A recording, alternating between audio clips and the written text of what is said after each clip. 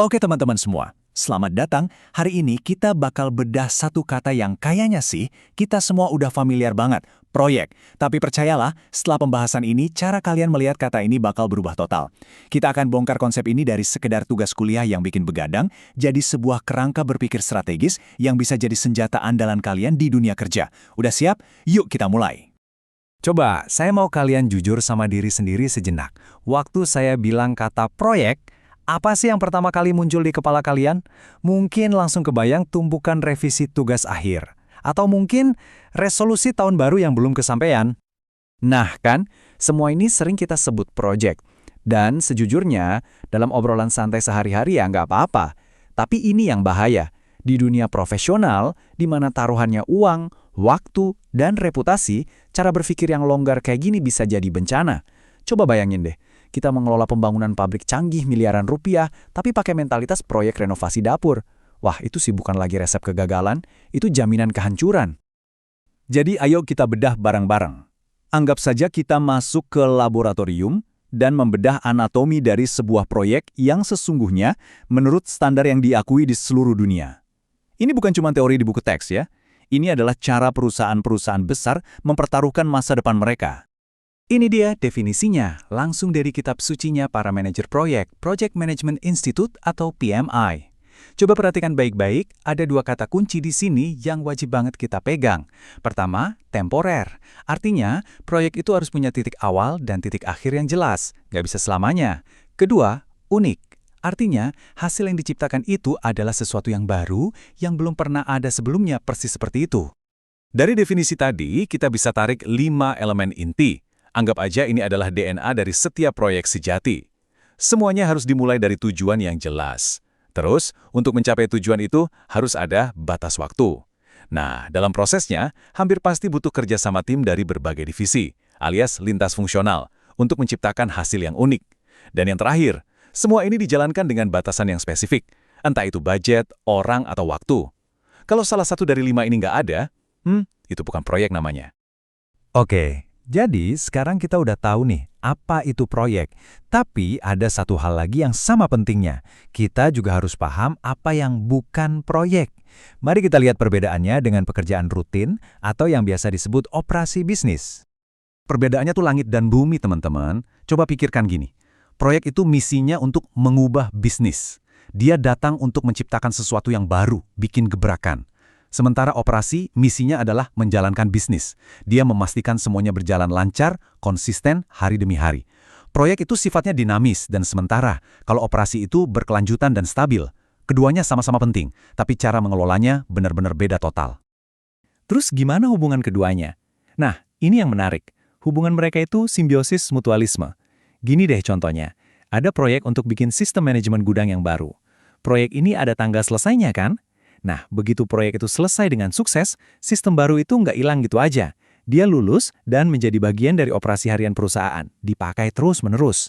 Jadi, hasil dari sebuah proyek yang hebat akan menciptakan rutinitas baru yang lebih baik. Keren kan?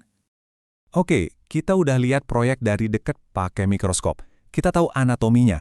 Tapi, sebuah proyek itu nggak hidup sendirian di ruang hampa. Sekarang, ayo kita ganti lensa. Kita zoom out dan lihat gimana satu proyek kecil bisa jadi satu bagian penting dari mesin strategi raksasa sebuah organisasi. Kita bisa pakai analogi militer biar gampang. Anggap aja satu proyek itu kayak satu pertempuran. Tujuannya sangat spesifik, sangat taktis. Contohnya, merebut satu bukit. Atau dalam dunia bisnis, meluncurkan satu fitur baru di aplikasi. Fokusnya jelas, targetnya satu. Nah, kalau proyek itu satu pertempuran, maka program itu adalah satu kampanye militer. Program itu adalah sekumpulan proyek-proyek yang saling berhubungan, yang dikoordinasikan bareng-bareng buat mencapai tujuan yang jauh lebih besar. Contohnya, program transformasi digital yang isinya ada proyek sistem baru, proyek website baru, dan proyek pelatihan karyawan. Semuanya jalan barengan untuk satu tujuan besar. Dan di level paling tinggi, ada yang namanya portofolio. Kalau tadi ada pertempuran dan kampanye, portofolio ini adalah keseluruhan strategi perangnya. Manajemen portofolio udah nggak nanya lagi, gimana cara kita menang di pertempuran ini? Pertanyaannya jauh lebih strategis. Apakah ini pertempuran yang tepat untuk kita ikuti? Ini semua tentang memastikan setiap rupiah dan setiap jam kerja perusahaan dialokasikan ke proyek dan program yang paling penting dan paling sejalan dengan visi besar perusahaan. Oke, kita udah tahu apa itu project dan di mana posisinya dalam strategi. Tapi, setiap pertempuran itu pasti punya tantangannya sendiri kan? Penuh dengan batasan. Nah, pertanyaannya gimana cara kita, sebagai komandan pertempuran, menavigasi semua batasan ini? Disinilah kita ketemu sama model paling klasik dalam manajemen proyek. Segitiga besi. Ini hukum alamnya proyek. Setiap proyek itu selalu dibatasi oleh 3 hal ini. Ruang lingkup, alias apa aja yang mau dikerjain. Waktu, alias berapa lama. Dan biaya, alias budgetnya berapa. Nah, aturannya simpel. Kalau kamu tarik salah satu sisi, misalnya kamu mau nambah fitur di tengah jalan, maka siap-siap aja, sisi waktu atau biayanya pasti bakal ikut melar. Kualitas dari proyek kita adalah hasil dari keseimbangan 3 hal ini. Segitiga besi ini adalah fondasi yang luar biasa penting. Tapi, di dunia yang serba cepat sekarang, model ini aja nggak cukup. Project modern itu jauh lebih rumit.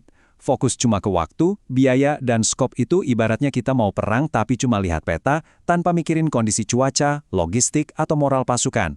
Jelas kurang lengkap kan? Kita butuh model yang lebih canggih. Dan inilah evolusinya, bintang 6 sisi. Model ini mengambil 3 elemen klasik tadi, lingkup, waktu, biaya, dan menambahkan 3 elemen baru yang super krusial di zaman sekarang. Ada resiko, gimana kita mengelola ketidakpastian, ada sumber daya, gimana kita mengelola ketersediaan tim ahli atau alat yang langka, dan yang paling penting, ada nilai atau value.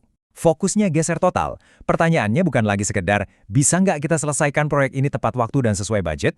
Tapi jadi, kalaupun proyek ini selesai, apa ini beneran ngasih nilai dan manfaat yang diharapkan? Dan inilah kesimpulan terbesarnya. Pergeseran dari segitiga ke bintang ini mengubah total peran seorang manajer proyek. Kalian bukan lagi sekedar eksekutor yang tugasnya cuma centang checklist. Kalian sekarang adalah pemimpin bisnis mini. Kalian itu CEO dari proyek kalian sendiri, yang bertanggung jawab untuk menyeimbangkan ke-6 sisi bintang ini demi menghasilkan nilai bisnis yang nyata. Jadi, sebagai penutup, saya mau tinggalkan satu pertanyaan untuk kalian renungkan. Dengan semua pemahaman baru ini, coba pikirkan. Suatu hari nanti, saat kalian memegang kendali, proyek seperti apa yang akan kalian pimpin untuk menciptakan sebuah nilai yang berarti? Entah itu untuk perusahaan, untuk masyarakat, atau bahkan untuk dunia. Mulailah berpikir seperti seorang pemimpin, seorang mini CEO dari sekarang.